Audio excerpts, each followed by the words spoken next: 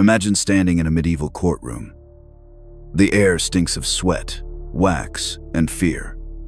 A woman is dragged before the judge, accused of witchcraft, not for curses or potions, but for something so insane it sounds impossible: stealing men's genitals.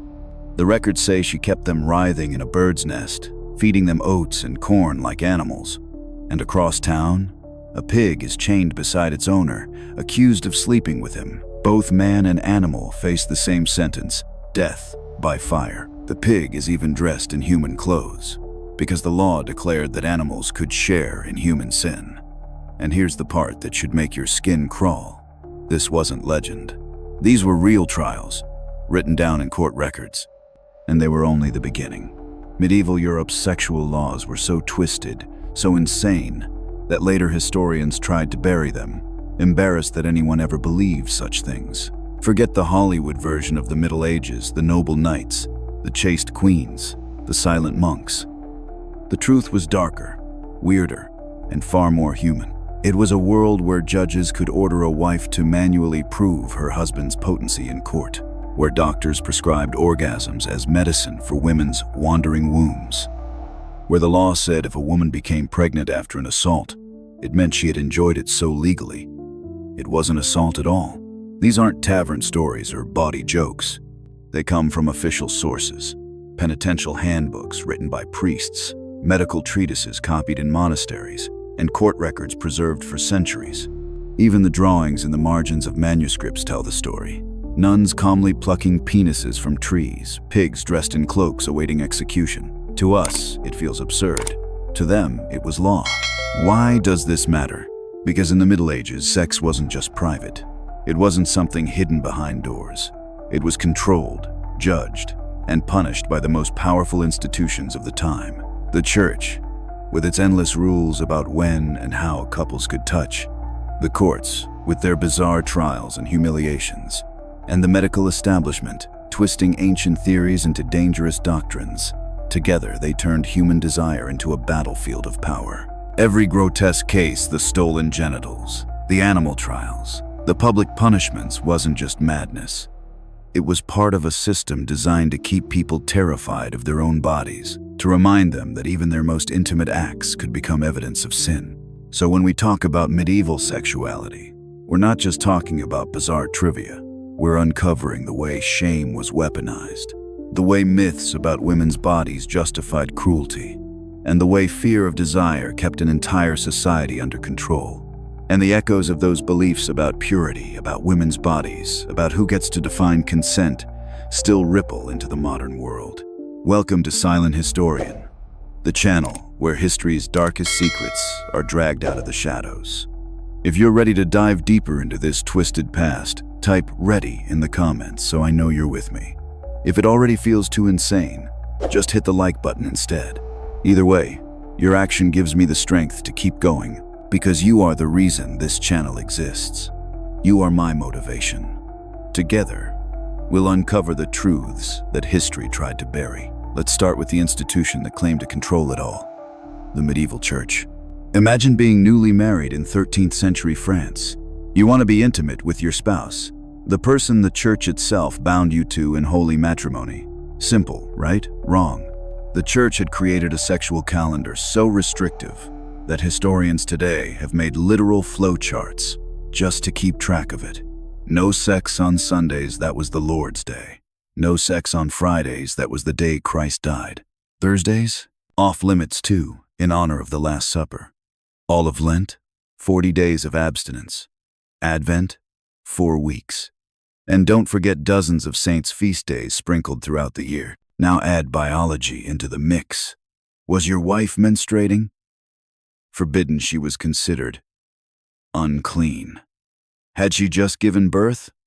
No intimacy for 40 days, sometimes even longer. Some priests went further, banning sex while breastfeeding, claiming it would corrupt the milk and harm the baby. One German penitential manual from the 11th century even prescribed 3 years of fasting on bread and water if a couple dared to have sex while nursing. 3 years for an act between a married couple. When medieval scholars tallied up all the forbidden days, A properly obedient Christian couple could legally have sex less than once a week. And even when the calendar allowed it, the rules for the act itself were suffocating. There was only one position that was approved: missionary. Everything else was branded sodomy, punishable by penance that could stretch into years. Woman on top? 40 days of fasting. In the manner of dogs? 3 years. Any act that blocked conception? 7 years. The Canons of Theodore, a 7th century penitential still copied throughout the medieval period, spelled it out in chilling clarity. Anyone who ejaculated seed into the mouth committed the worst evil, worse than murder, worse than heresy. And it didn't stop there. The church even tried to regulate enthusiasm. Too much pleasure? Sin. Making noise? Sin. Taking too long? Sin. A French bishop wrote that couples who lingered in embraces or showed excessive affection owed penance. According to these manuals, the ideal Christian sexual encounter should be brief, silent, and performed without pleasure, as if compelled by duty alone. Pause for a second and think about that. What kind of society tells people that enjoying intimacy with their own spouse is a crime? The answer is a society terrified of desire, where the church saw control of the body as control of the soul.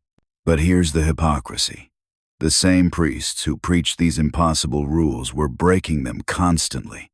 Brothels flourished in medieval towns, and not in spite of the church, but with its blessing and profit. Take the collegium, basically a fornication fee. Parish priests and even bishops paid an annual sum to keep mistresses without interference. We have real financial records. In the Diocese of Norwich in 1450, church account books list the collegium right between income from burials and baptisms, as routine as any other fee.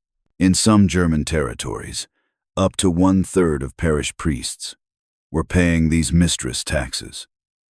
And the monasteries, supposedly models of purity, they were hotbeds of scandal.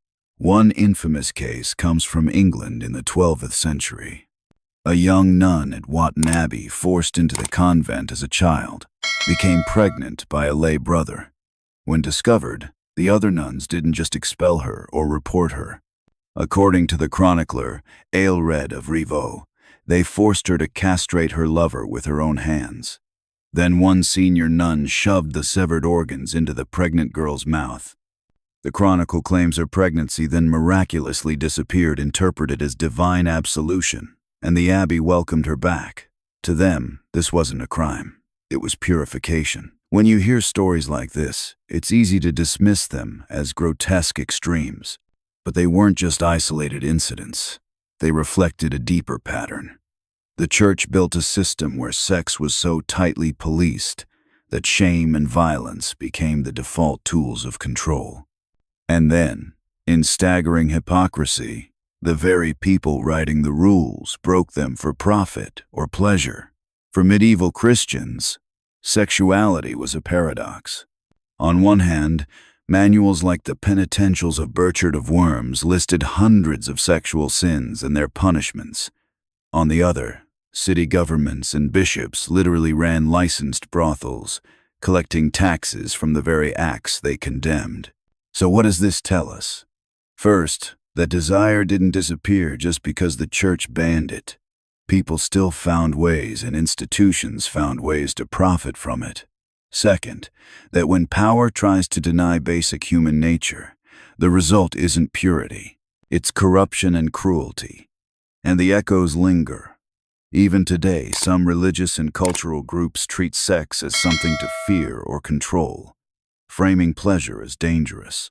The medieval obsession with regulating intimacy shows us where that path leads. A world where hypocrisy thrives, where women's bodies are shamed, and where ordinary human closeness is turned into a crime. If you thought the church's rules were twisted, wait until you see what medieval medicine believed about women's bodies. For centuries, Doctors followed ancient Greek ideas that were already catastrophically wrong. One of the most influential was the two-seed theory, first described by Aristotle and Galen but repeated in medieval medical texts. The theory claimed that for a pregnancy to occur, both partners had to release seed. The man, of course, produced as visibly. But doctors insisted women also released a hidden seed and that female orgasm was required for conception. Think about the consequences. If pregnancy required pleasure, then a woman who became pregnant after an assault couldn't be considered a victim. In fact, her pregnancy was taken as proof that she consented. We're not talking about fringe nonsense. This was standard legal doctrine in medieval Europe. In 13th century England, the legal manual Fleta stated explicitly, if she should have conceived by the rape, the charge must be dropped, for without a woman's consent, she could not conceive. That one sentence destroyed countless women's lives. Lady Isabel Butler, a 15th century noblewoman in Ireland, was abducted and repeatedly assaulted. When she became pregnant, the court ruled it could not have been rape. Her attacker kept her as his legal husband. The law had turned her suffering into his victory. This wasn't an isolated case. Court records from England, France, and the Holy Roman Empire show judges dismissing rape charges because the victim conceived. Imagine the horror of that logic. Your trauma not only erased but flipped into evidence against you. And the absurdity didn't stop there. Medieval physicians warned that women who went too long without sex risked womb suffocation or hysteria. The belief went all the way back to the ancient Egyptians, who wrote in the Kahun papyrus around 1900 BC about the uterus wandering around the body and causing illness.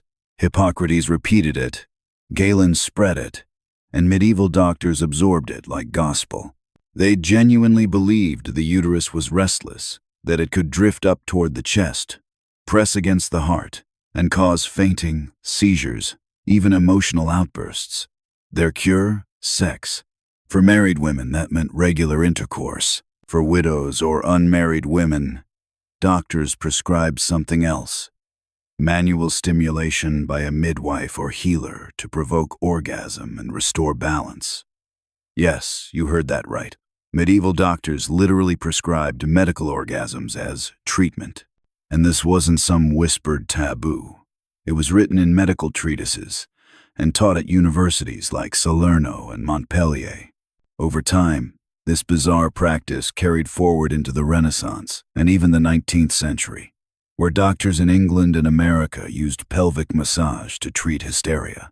It eventually led to the invention of the vibrator as a medical device in the 1800s. But in the Middle Ages, these treatments reflected something deeper, a society that both feared and misunderstood women's bodies. The womb was seen as dangerous, unpredictable, even monstrous. Women's pain, depression, or seizures weren't treated with compassion. They were blamed on a wayward organ, and the cure was forced intimacy or invasive intervention. It's important to pause here. For the women of that era, hysteria wasn't just a bad diagnosis. It was a label that could haunt them for life. It meant their suffering was dismissed, their dignity stripped, their autonomy erased. And here's where the echoes hit home. Even today, women's medical complaints are more likely to be dismissed as emotional or psychological.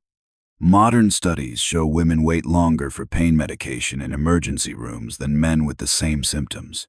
The old belief that women's bodies are unreliable or overly emotional? That's the ghost of the wandering womb. The medieval obsession with controlling women's fertility and desire wasn't about science. It was about power. By defining women as unstable, medicine justified treating them as second-class beings. By framing pregnancy as proof of consent, the law reinforced a system where men's violence went unpunished. And by prescribing sex as a cure, doctors reinforced the idea that women's bodies existed to serve men's needs. So when we look back at these medical theories, They seem ridiculous, wandering wombs, orgasm as a cure, hysteria as a diagnosis, but the consequences were deadly serious. They shaped laws, ruined lives, and carved into culture an idea that lasted for centuries, that women's bodies were not their own. If the church and doctors were busy controlling the bedroom, the courts made sure to put sex on public display. And the punishments? They were designed not just to hurt, but to humiliate. Let's start with one of the most disturbing: the trial by Congress. When a wife sued for annulment because her husband was impotent, French courts didn't just take her word, they demanded proof. The couple was ordered to attempt intercourse in front of witnesses. The process was disturbingly methodical. First, a panel of matrons, older women considered experts, would examine the man's genitals for deformities. Sometimes they even tried to arouse him manually, to test if he could perform. If that didn't settle it, the main event began. The couple would be led to a chamber, usually inside the bishop's palace. A bed was set up with curtains drawn, but with deliberate gaps for witnesses to peer through. The matrons gathered around as the husband and wife were ordered to have sex under observation. They were expected to watch for signs of erection, penetration, and completion. The pressure was crushing. The Marquis de Gesvres case in 1659 became the scandal of Paris. Pamphlets and satirical poems circulated mocking his failure. Court records describe him wilting like a flower under the matron's gaze. He failed multiple times, was declared impotent, and his marriage annulled. Years later, he remarried and fathered children, proof the whole system was flawed and deeply cruel. This wasn't about justice, it was about spectacle. Imagine the humiliation: your most private act turned into courtroom entertainment. For many men, failing under such pressure was inevitable. And for the women, being forced into this theater was a trauma in its own right. Adultery brought its own horrors. Under the laws of King Canute in 11th century England, an adulterous woman didn't just face divorce, she faced mutilation. Her nose and ears were cut off, a permanent mark of shame. Archaeologists have found skeletal remains of women with these exact injuries, proving these weren't just threats. The symbolism was deliberate. The nose was considered central to a woman's beauty. Cutting it off destroyed her appearance forever, branding her a sexual criminal for life. It was punishment and social exile in one stroke. But perhaps nothing shows the surreal cruelty of medieval justice more than how they prosecuted animals. Bestiality was considered the worst of all sexual sins, worse than incest, worse than sodomy, even worse than murder. Both the human and the animal faced death, usually by burning. But here's the insane part. The animals were tried as co-defendants. They had lawyers. Witnesses were called to testify about their character. Verdicts were read aloud as if the beasts understood. A 16th century French case involved a man named Jacques Ferrand and a donkey. He was convicted and burned. But the donkey? Villagers testified that she had always behaved virtuously and was clearly forced. The court acquitted her and returned her to her owner. Not every animal was so lucky. A cow in Normandy was burned alongside her human partner. Several pigs were executed for unnatural relations in French provinces. In 1386, one pig was dressed in human clothing before being burned, as a way to symbolize its guilt as a participant in human sin. Think about what that says about medieval fear. Sex outside the narrow rules wasn't just immoral. It was seen as cosmic pollution, capable of corrupting the whole community. To purify society, both sinner and beast had to be destroyed. Homosexuality faced equally brutal treatment. Venice had drowning pools specifically for sodomites. Offenders were tied between two columns as the tide rose, left to die slowly. In Spain, men convicted of sodomy were burned alive. Florence created an entire police force in 1432, the Office of the Night, dedicated solely to catching men engaged in homosexual acts. Their methods were systematic. They patrolled known meeting spots. They set up anonymous drop boxes for denunciations. They even used young men as bait to entrap suspects. Over 70 years, they investigated 17, 0 men, nearly half the adult male population of Florence, and convicted 3, 0. First offenders paid fines. Repeat offenders faced branding, the pillory, or execution. Court records list not just names, but details. Who was the active partner? Who was passive? Where they met? How often? It was sexual surveillance on an industrial scale.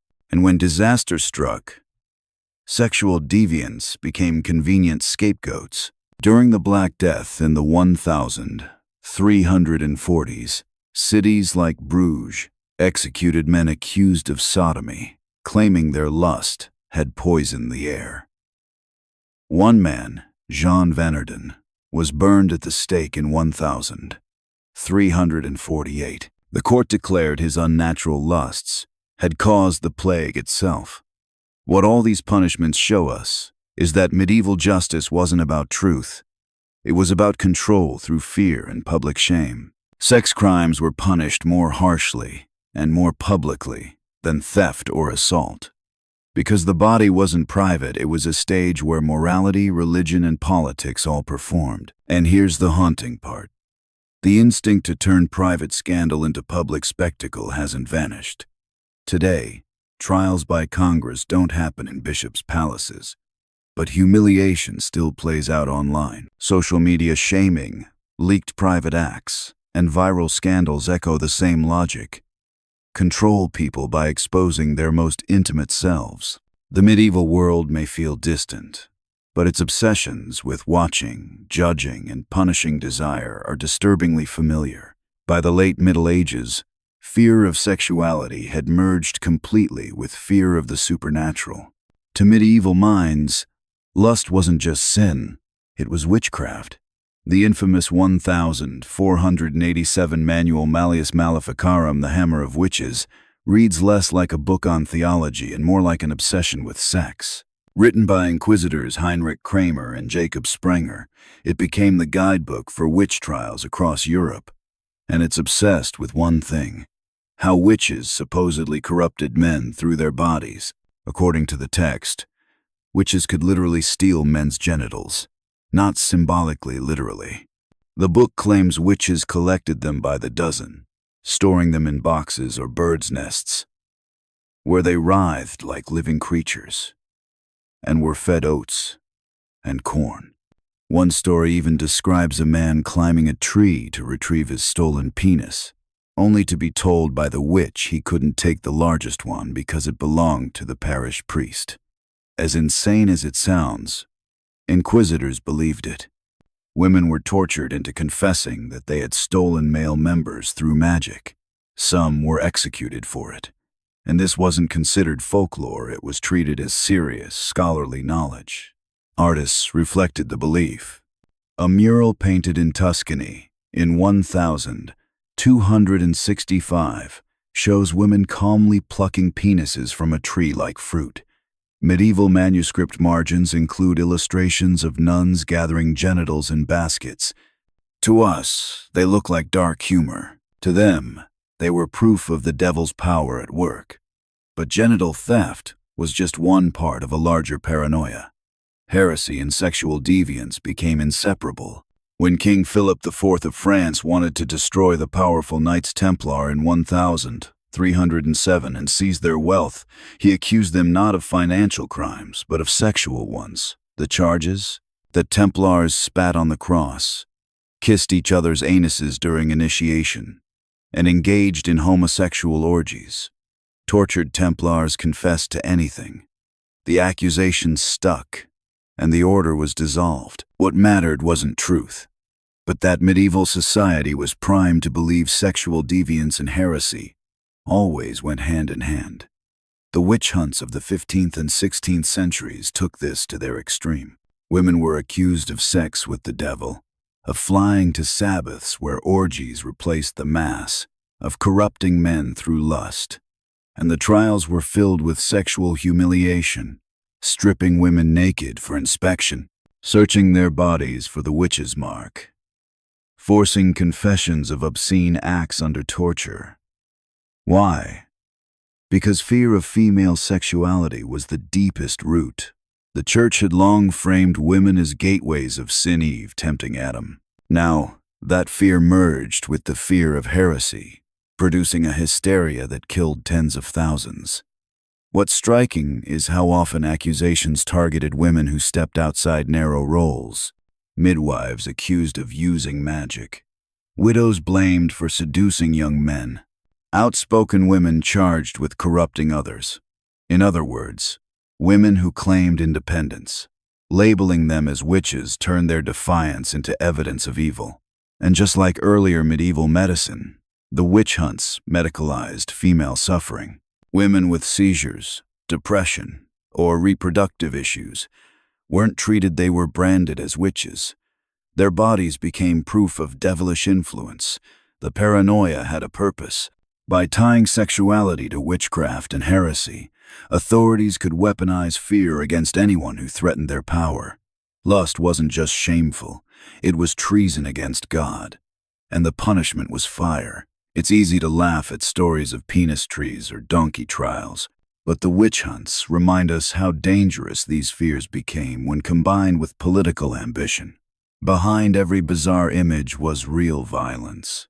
Women stripped, tortured, and burned because of a system terrified of their bodies.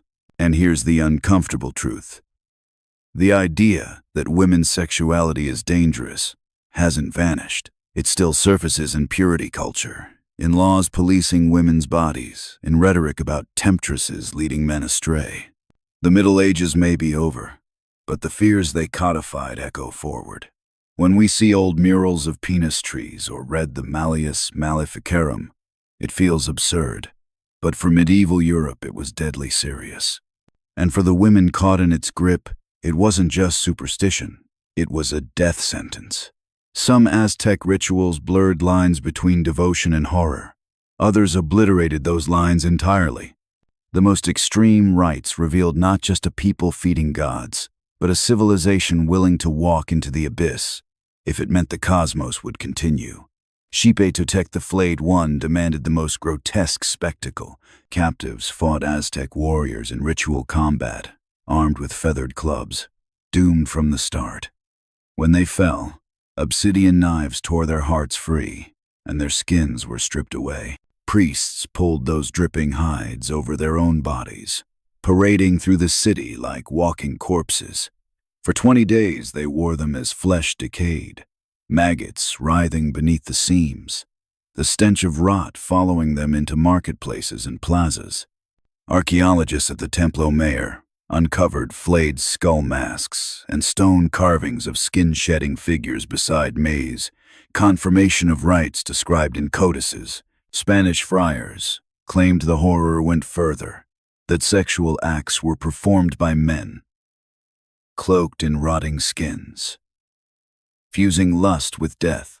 Modern scholars argue these reports may reflect exaggeration, born from Christian disgust. Yet even if half of it was true, the image remains staggering. Moans and decay woven together, renewal carved from corruption. Toxcatl brought another kind of intensity. A youth was chosen to impersonate Tezcatlipoca, god of fate. For a year, he lived as a deity, honored with feasts, luxury, and women representing goddesses. He walked through Tenochtitlan adored, his music echoing in every plaza. But when his time ended, he climbed the great temple. One by one, he broke his flutes, symbols of fleeting joy, then lay on the sacrificial stone.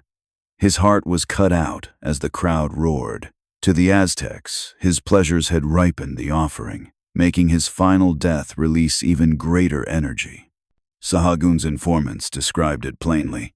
Ecstasy turned to blood in the same breath. And then came scale. The dedication of the Great Temple in 1487 was said to consume tens of thousands of lives over 4 days. Spanish chroniclers boasted of 80,000 victims, an impossible number most historians dismiss. But even conservative estimates, 10, maybe 20,000, remain staggering. Excavations uncovered the Huitzilopochtli, the Great Skull Rack, where thousands of heads once leered over the plaza. Grooves carved into temple steps channeled blood downward like irrigation. Engineering turned into theater of death. To the commoner, these spectacles were reassurance. The gods were fed. The sun would rise. To the warrior, they were pride. Captives taken in battle given to the gods. To priests, they were proof of dominion. Life and death themselves obeyed their hands. But to neighbors, they were nightmares. Tributary states saw Tenochtitlan not as protector but predator, feeding endlessly on their youth. Resentment festered, fear spread. Even within the empire, cracks formed. Chroniclers hint that some warriors balked at mass sacrifices.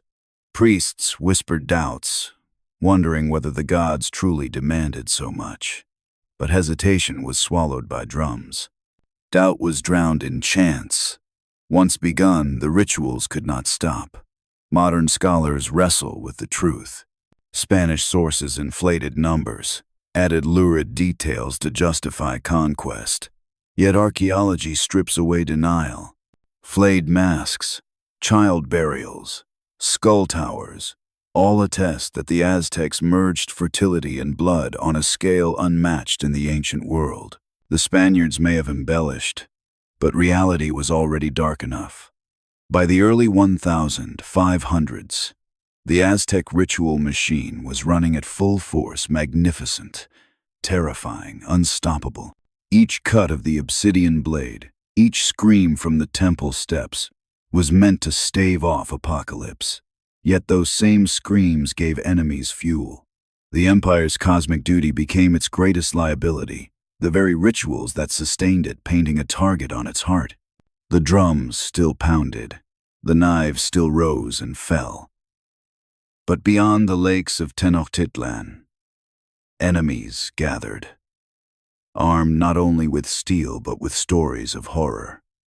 And soon those stories would become the sharpest weapon of all.